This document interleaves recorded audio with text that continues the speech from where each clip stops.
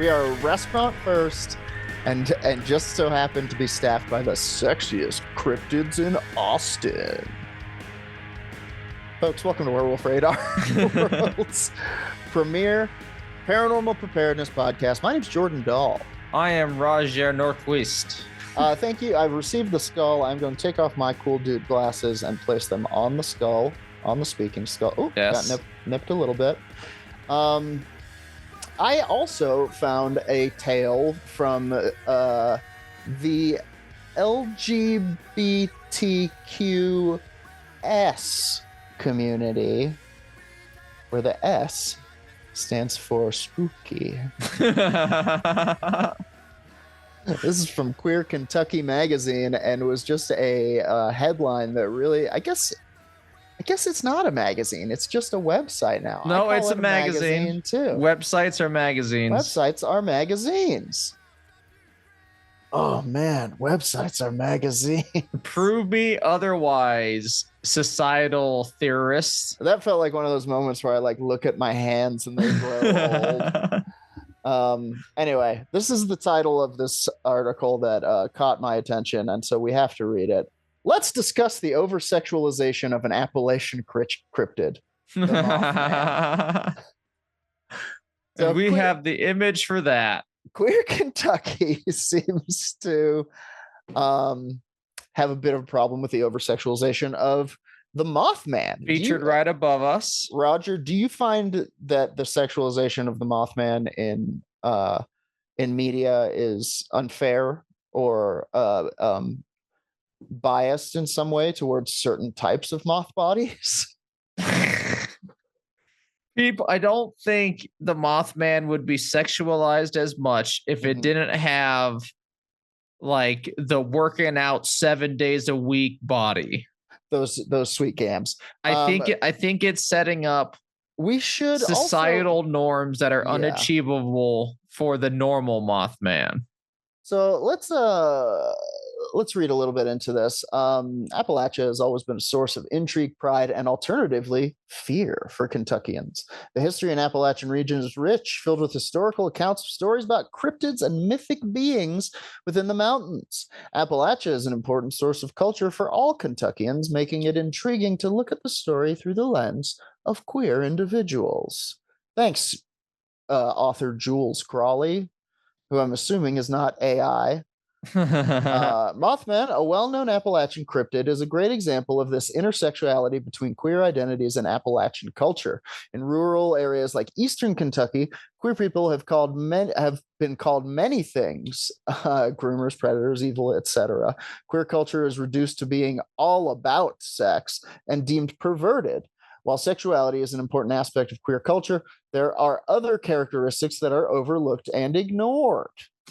For those who don't know, I'm going to take this slight break to show you the Mothman statue. I was going to share this because we are talking about specifically an article that this is the thumbnail, and this is undoubtedly a hunky Mothman. Hunky Mothman has abs. Hunky Mothman has muscles. Hunky Mothman has no genitals. Non-threatening.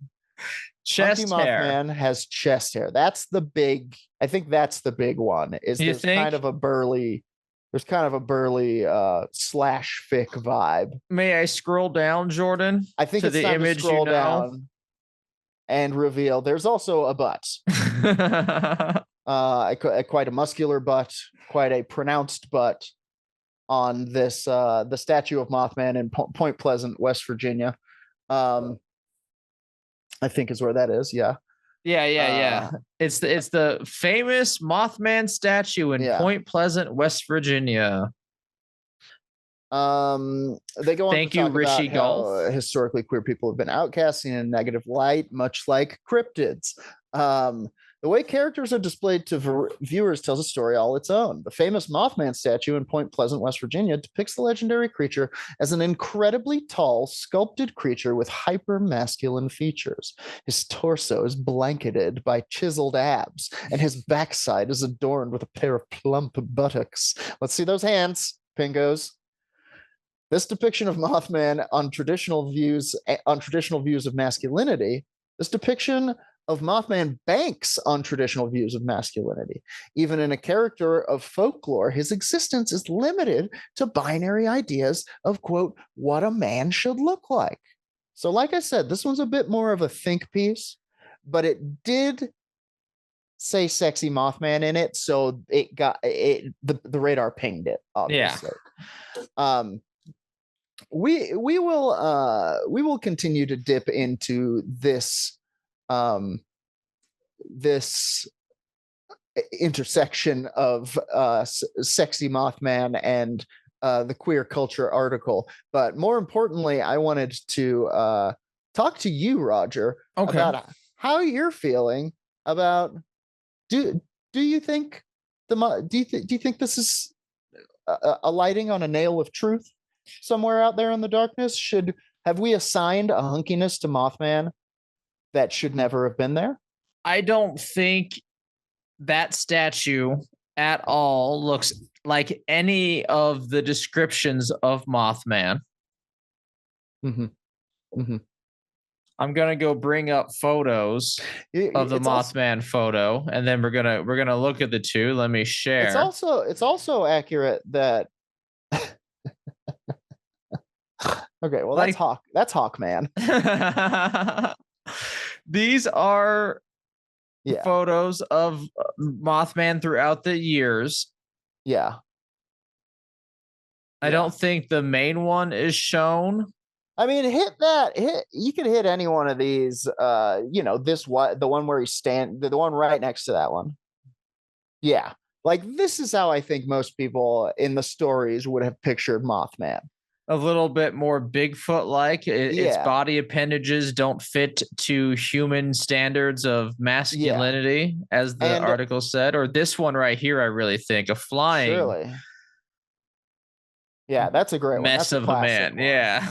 And I think the man part was just assigned to it because it was like a Spider-Man or something situation. It's not like he had a huge hog banging on the roof of the car as he was flying after those teens. I do like this one here to where it is literally cool. Like a moth. Insecty. Yeah. That's cool. Can you click on the statue again? Statue. And then bam, out of nowhere. He's like, did somebody call for a Mothman? Yeah, it's like the stripper that you ordered. Yes. This is the stripper version of Mothman, exactly. Not in least because it looks like he's wearing jeans from the waist down. It's so funny that it was like, they were like, yeah, he's rippled with muscles and he's got chest hair. And then they got to the crotch and they were like, oh boy. I'm not ready for that. I better go have a beer in the garage and think about this one.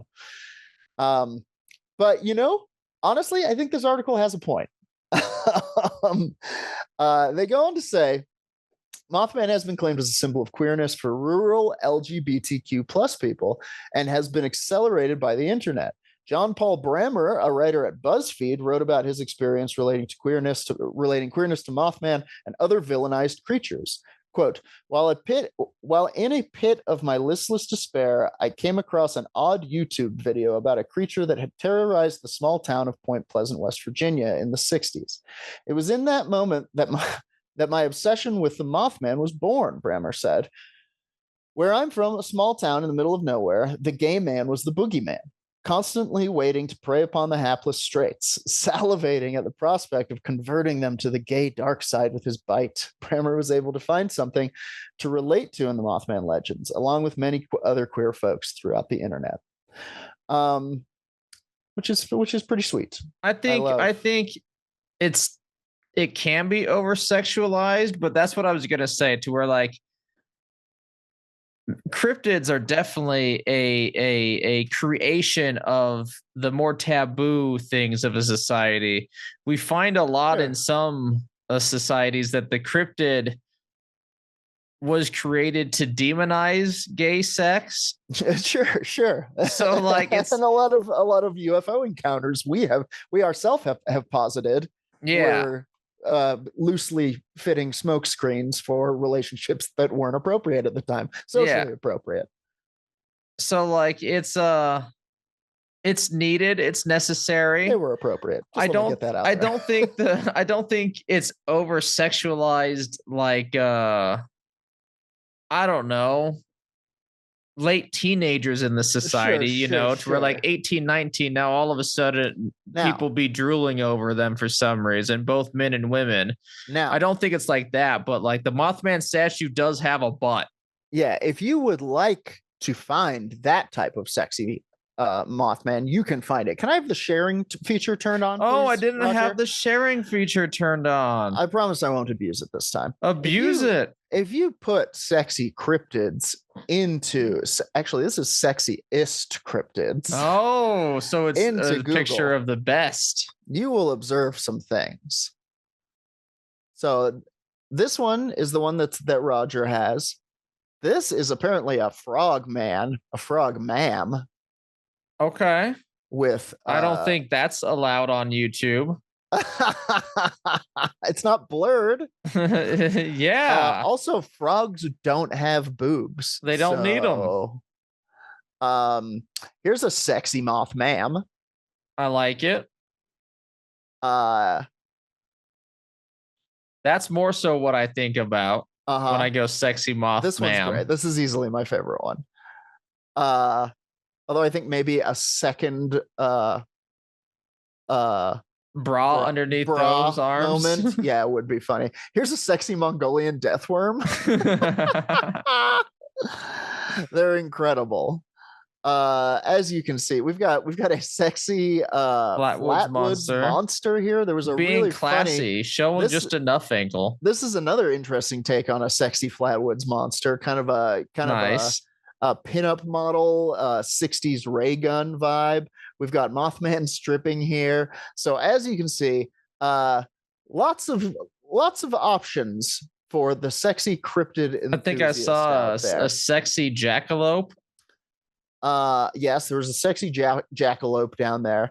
And I do agree with this article. There was in no way there was no implication that Mothman was hot in any way. No. The statue definitely took that liberty. And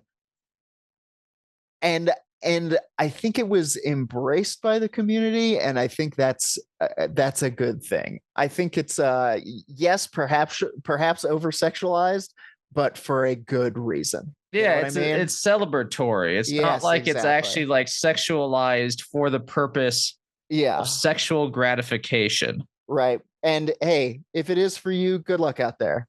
And that's life is tough. All the best to you. But yeah, I think that sexy cryptids are a thing online, and I find it hilarious and appropriate. I'm all for it. It does have that weird vibe of like, oh, we're not supposed to talk about Bigfoot. What about Bigfoot's hot ass? Move around slightly. Behind you's a blurry hot Bigfoot.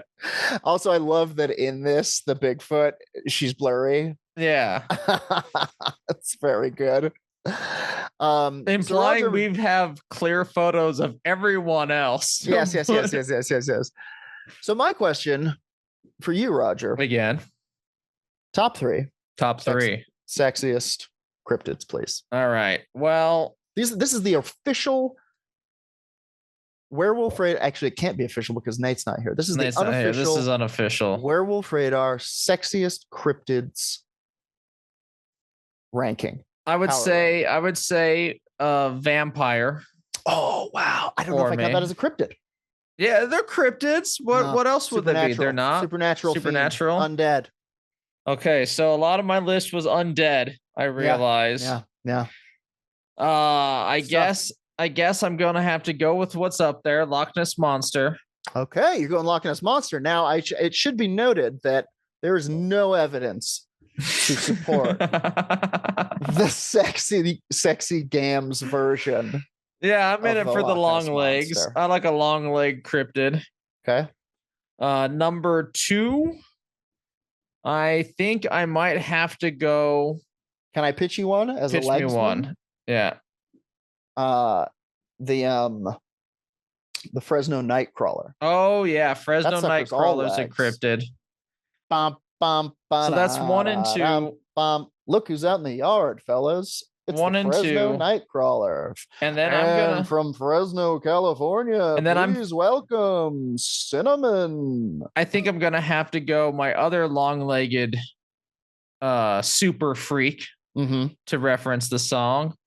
The Rake or the Pale Crawler. Terrifying. Terrifying pull. Yeah, but those gams, long legs.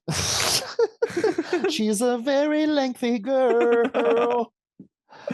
All right. She will steal the bones from mother. The ranking system is now provided to you. She will never leave her skin at home when she's crawling through the night. She's all right. She's not. I chose the 3 longest legged cryptids I could find, and I'll stick by it. I think Buttzilla is going to be way up there for me. Buttzilla. No.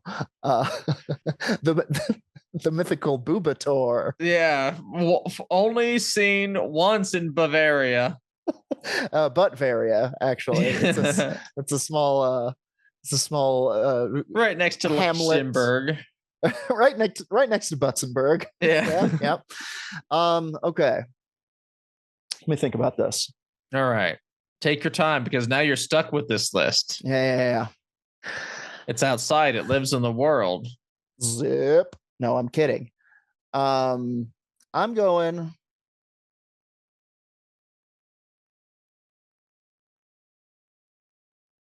number 3. I'm starting 3. I'm doing number countdown, 3. Okay? Number 3. Sexiest cryptids countdown.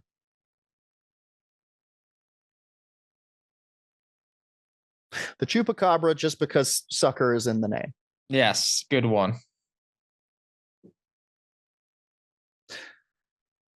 Something suck a goat through a length of.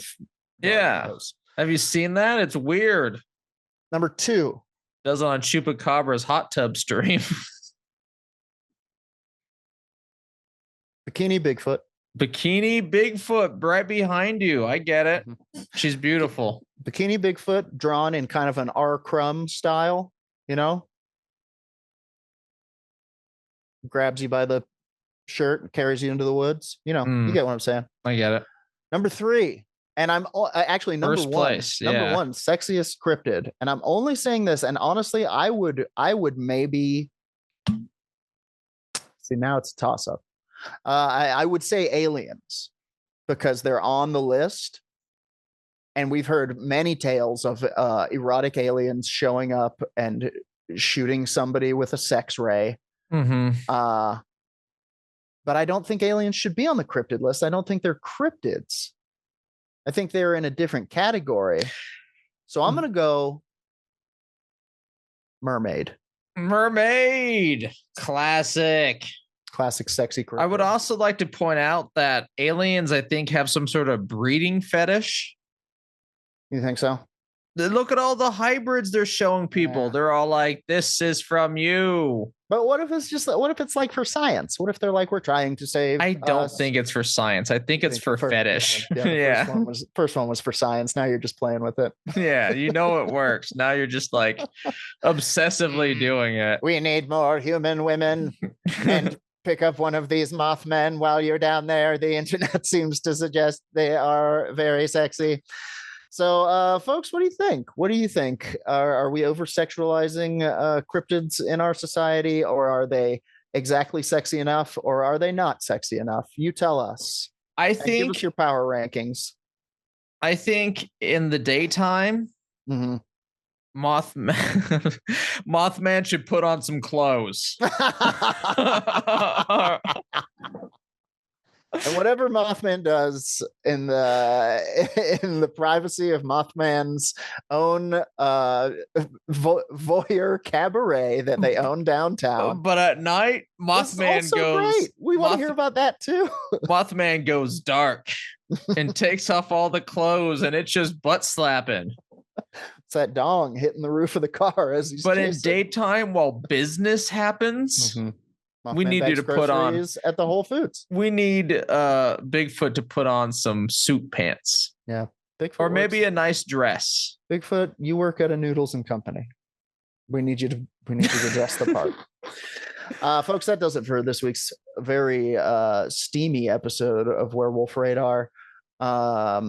We hope you enjoyed yourself. That sounded more erotic than I meant it to. We hope you enjoyed what you heard today. If this is your first episode, please go give us 5 stars wherever 5 stars can be given. If you would like to help support the show, you can find us at patreon.com/werewolf radar, where you can give us $1 here or there, and we will keep making the products that we make. You also get, if you become a Patreon member, an extra episode most weeks and a whole ass load of content, backlogged content that you can unlock. Yes. Grave nuggets upon nuggets, boxes filled. Each one's different flavors. We got art, all for you. If you hated what you saw, go to YouTube and complain about it. Comment and complain. We don't want to have to start trolling to get the comments, but we will if we have to. We will. It would be better if you did instead. Yeah. I just want to show you one more very sexy Mothman we have discovered here. Nice. Oh, not the drag. Oh my. The sexiest Mothman of all, perhaps. Although it looks like maybe his hand is on backwards over here. That does it. Hands for are this hard. Episode of Werewolf Radar. Thank you so much for listening and for supporting us in all we do. We love you. We miss you. We'll see you next time. Please join us in our sign-off line for all listeners on the count of 3. 1, 2, 3. Punch the sky, Spaceman Joe.